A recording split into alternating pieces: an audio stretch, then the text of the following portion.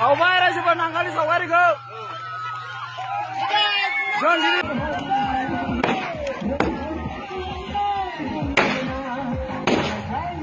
Namun hal itu sinda kalau menunggu dia, jangan sorkara jangan zakasih. BPM anu sorkara lagi, sorkara utama nih, BUPPL sorkara jibu mau nak, jangan be kursus gawon selalu tu mah, ang labana skim berkursus, mawar ibon hat labai itu, kenal seraunya, ang selalu ini hana kebayar hatun sen, mani bayar, ang malam selalu kinalai, bisa dia ni jangan hanga keteng barong jam mujang, mati kita. Itu dona ang jisiban kamani labari mau tengbe zaigayau be kosugo somos di singa UPPL ni be sorkara be chini basrau bini tuloneo sari na mau hakibse are ang dari mense ke suna bohai ku suna hana kalangge ndang menni be gambari bilaune be gambari bil pataune Assam sorkar ni payang deglai 35 কোটি টাকা ni mense model degree kore lababa बे कॉलेजा science में थागोन commerce में थागोन arts में थागोन दुई थाला building निल' जागोन बेवहाय जोंहा गासिबो सयल टेस्ट माबा माबि खालामजोबनानै अलरेडि DPR आ फाइनाल जानानै एप्रुभ जाबाय गभर्नमेन्टनि एप्रुभ जाबाय 35 कोटी टाकानि बियो बे ओनसोलनि आइ आफा रायजो राजाफ्रा गाव गावनि गथ' गथायखौ बहाय फोरोंनो हासिगोन कलेज फरायनो बेसेबां गोजानाव थांनो जनता कलेज गसाइगाव कलेज हनै बै माबायाव जेनेबा कसुगाव दङ जानो हागौ खिन्थु दासिमथ' माबा नङा खिन्थु नै बियो मा जागोन डाइरेक्ट गभर्नमेन्टनिनो कलेज जागोन बियो बे माबा भेन्सार ओरैनो साफा सानैया खुलिनाय कलेज नङा एकदम हाइ फाइ गभर्नमेन्टआनो सालायखानाय कलेज जागोन पाक्का बेखौ लानानै जेबो सिन्था खालामनांगौ गैया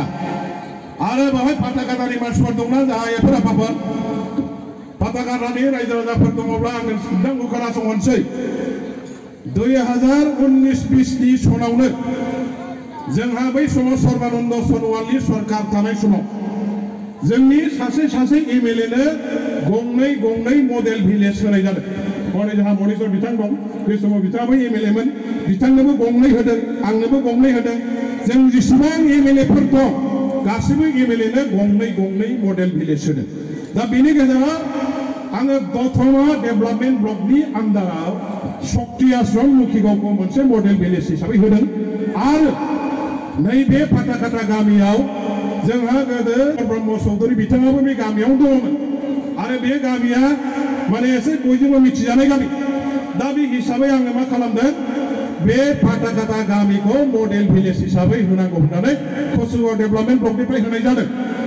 सिगाङाव बे कभिड माबा माबि थानायनि थाखाय गभर्नमेन्टआ फान्डखौ हराखैमोन खिन्थु दा फान्डखौ हरबाय 5 कोटी टाकानि बे गामियाव मडेल भिलेज बानायनायनि नामैहाय खामानि जासिगोन आइफोर फाइनाल अर्डार थाखायाबो फैबाय दा बेखौ गोसोआव ला गाबोन समफोर UPPL ना खावब्ला फैनानै जोंसो खालामनाय जोंसो मानाय होनना बुंगोन खिन्थु गाइडलाइनाव मालाय गेजेन स्पष्ट दंखायो MLA फोरनि स्किम MLA फोरजों रायलायनानैसो स्किमखौ माखौ हमनांगौ नै बेबायदिया गाइडलाइना दङ खामानिया जाबाय जों लाबोनाय जोंहा मनिश्वर बिथाङाबो MLA मोन बिथांनावबो जादों आब' प्रमिलायाबो MLA मोन मन्थ्रिमोन बे समाव बिथाङा मोननै गामि होदों गावनि समस्तियाव दतमा ब्लकनि आन्दाराव घसखाता बेखौ होदों आरो मोनसेया जाबाय थिथागुरि ब्लकनि आन्दाराव थिथागुरि ब्लक माबा थिथागुरि गामि बेनियाबो गासिबो थाखाया फैजोबबाय आरो ओरैहाय जोंहा जोंनि सोरगोआरि आदा माजेन्द्र नार्जारि बिथाङाबो होदों दरनै गामि मोनसेया जाबाय बालिमारि गामि आरो मोनसेया जाबाय दावागुरि 1 नम्बर दावागुरि गामि बे गासै जोंनि MLA फोर लाबोजोबनाय स्किमसो दानि UPPL नि सरकार दानि UPPL नि गभर्नमेन्टआ लाबोनाय नङा बियो जोंनि दिनाव जों लाबोखानाय दा सरकारासो दंखाय बिसिनि दिनाव खामानिखौ जानाय नुगोनखाय रायजो राजाफ्रा जोंनाबो एखेबारे बिसोर लाबोनाय सानफ्लांलाबायनो हागौ ओंखायनो सिद्धाय बुंना होखाबाय आरो ओरैहाय ओरै आङो बे माबायाव खोलाहा तुलसीबिल हायार सेकेन्डारिर कारणे দুমহলীয়া আমার বিল্ডিং বনাবৰ কাৰণে 8 কোটি টাকা প্রধানমন্ত্রী জন বিকাশ কার্যক্রমৰ পৰা মই ইতিমধ্যে সেংশন অসম সরকাৰৰ পৰা লৈছো सिविल हायर सेकेंडारी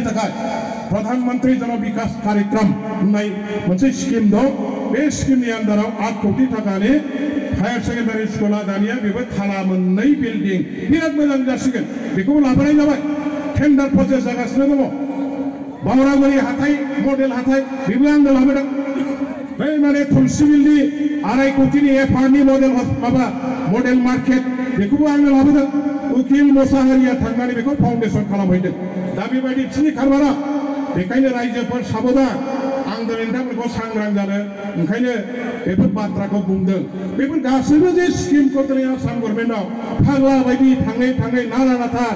मन्थ्रिफोरखौ लोगो हमै हमै 2 घन्टा 3 घन्टा जगथा बिथांमोननि न'आव अफिसाव लोगो हमै हमै बुरखाय आंनि समाजाव बेखौ मावनांगौ बेखौ हरनांगौ होनै दिनै आंहा लाबोबाय बेखौ उनाव आरो इउपिपिएलनि मानसिफ्रा लाजिया फांजिया रिबन हानाय फिथा गायनाय माबा खुन्थिया गायनाय बे जाहैबा मिथिनानै लाखा रायजो राजाफोर बे बिथांमोन मावनाय खामानि नङा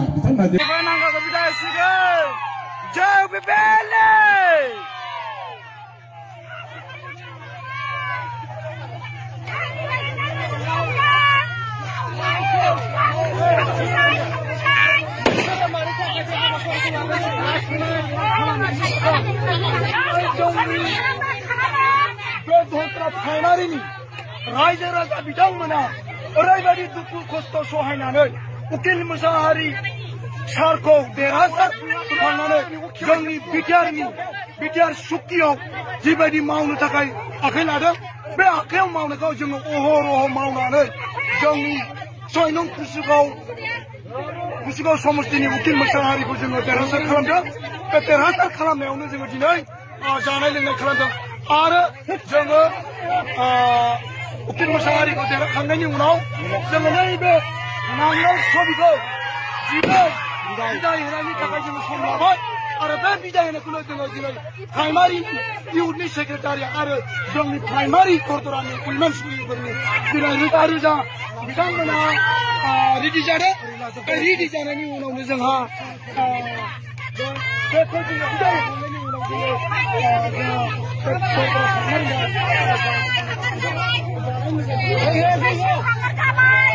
जय बिपिन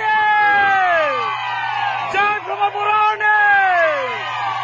जय उकिल Mushahary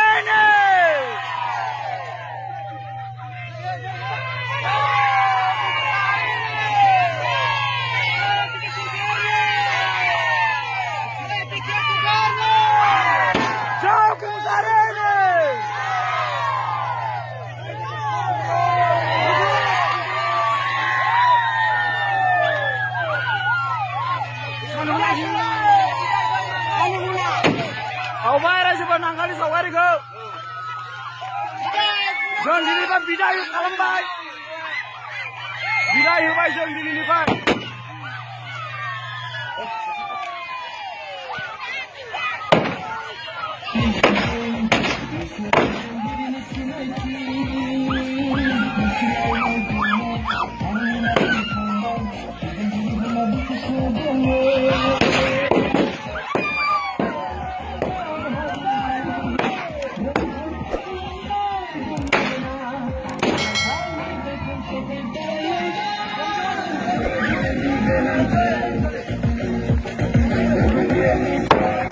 Ayo nangkali saudara kau saudara.